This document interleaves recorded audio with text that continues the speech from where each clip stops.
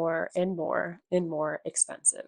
So, what's up with this depressing trend? Is it just inflation or is there something more going on here? Well, during the pandemic, there was a lot of supply chain related issues that were occurring, a lot of which have been resolved by now. However, there's still a lot of additional issues that are going on. And these price increases from the pandemic do not seem to be going away. So, what's happening here? Well, we got 7 reasons to get through, and you're going to want to listen to them all, from shifts to consumer preferences to more technology to subsidies. And yes, you heard that right. Subsidies can actually make car prices more expensive. So, you're going to want to listen to find out how. All right, let's get started. But before we do, this is Clear Money Tea. Thanks for stopping by. Please like, comment, subscribe. All right, so first we have consumers are preferring larger vehicles. Trucks and SUVs are outselling traditional passenger vehicles, and of course, those are more expensive. So 80% of vehicles sold in 2022 were light duty, which includes those trucks and SUVs. And this change that we've been seeing has really been taken off in these past 10 years. And of course, SUV truck prices are more expensive. So that is going to fuel prices that consumers are paying for vehicles. However, it's not just on the consumer. There's definitely been a push by manufacturers as well. These trucks and SUVs are more profitable for companies, so there's definitely been a push from manufacturers to sell those. One of the ways that they've been doing that too is marketing SUVs as being safer, and you'll see that as well from consumers. One of the top reasons why they want to buy an SUV is that they think that they're safer than passenger vehicles, and in a lot of ways that they are. However, there are some misleading statistics there. So there's data to suggest that SUVs are actually more dangerous than passenger vehicles when it comes to pedestrians. So the shift to larger vehicles also leads into this next point. So our second one is buying more unaffordable vehicles. Unfortunately, with this shift to more expensive cars, we have people buying vehicles that they can't necessarily afford or shouldn't really buy. People biting off more than they can chew is something that's not out of the ordinary. But with cars, we can definitely see this shift occurring. The average term for vehicle financing has been increasing. In the past few years, it's increased 6 to 7 months. You also see it as well in terms of the amount being financed, that has steadily crept up. Actually, not steadily, just really quickly has crept up. So the amount financed for used vehicles has increased over 45%. In new vehicles, the amount financed has increased over 50% in the past 10 years. Those figures are crazy. You'll see in the charts too that during the pandemic, there was crazy increases. Those have since moderated a bit, likely due to some of the losses that auto financing companies were getting hit with due to some of the irresponsible lending that they likely did during the pandemic. And I want to say too, this increase in amount being financed and this increase in term is really dangerous to the consumer. So particularly when you get to that combination, the longer you finance and the more that you're financing, that means that you're going to have a higher chance of vehicle accident occurring during the term length that you're financing a vehicle. That's more that you're going to have outstanding as well, that you're either going to need to roll over into a new vehicle purchase or just going to be liable for and need to pay off before you can buy something new. All right, so our third point is technology. Some of the reasons why people buy some of these newer vehicles is that they say that they're safer as well due to the technology in them. And that's also what a lot of manufacturers say as well with these new vehicles, is that they're safer. Some of it is true.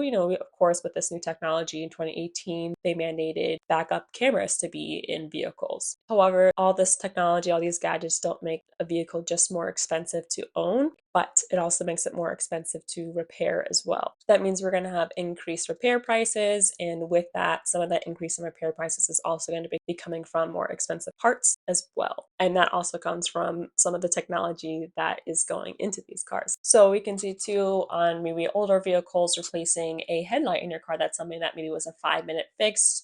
They're halogen lights. You just pop them out, pop your new lights back in, $50 to repair, and you can just do that on your own. But with some of this new technology with LED lights and other types of lights, to install them into some of these new vehicles, they're more expensive, and actually they aren't built to be replaced easily. So some of them you actually have to take off the bumper to be able to replace some of the lights. And some of these repairs can be pretty costly. So some of it you can be looking at 1 to 2K just in parts alone to replace your headlights.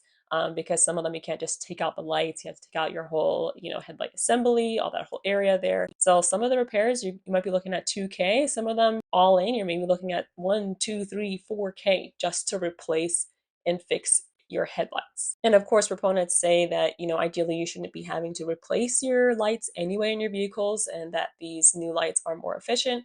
And yeah, they are, but of course, people get into car accidents, and when you get into a car accident, fender bender, yeah, you're gonna have to replace your lights in some of these. And of course, some parts on vehicles can only be sourced from the manufacturer, or the repair is only done at certain certified dealerships, and that also is going to bump up your repair price as well. And the data supports this as well. We can definitely see that car price repairs have been going up over time. All right, so all this technology that I was talking about is supposed to make cars safer, but clearly there are other important things to consider outside of technology when it comes to vehicle safety. If you look at the trends that happened during the pandemic, the technology clearly did not make up for the fact that maybe we're just like inherently shitty drivers at heart, because during the pandemic, the increase in traffic accident statistics were abysmal. So here are some stats from the NHTSA from 2020 to 2021. There is a 10% increase in fatalities, a 10% increase in injuries, and a 16% increase in overall accidents.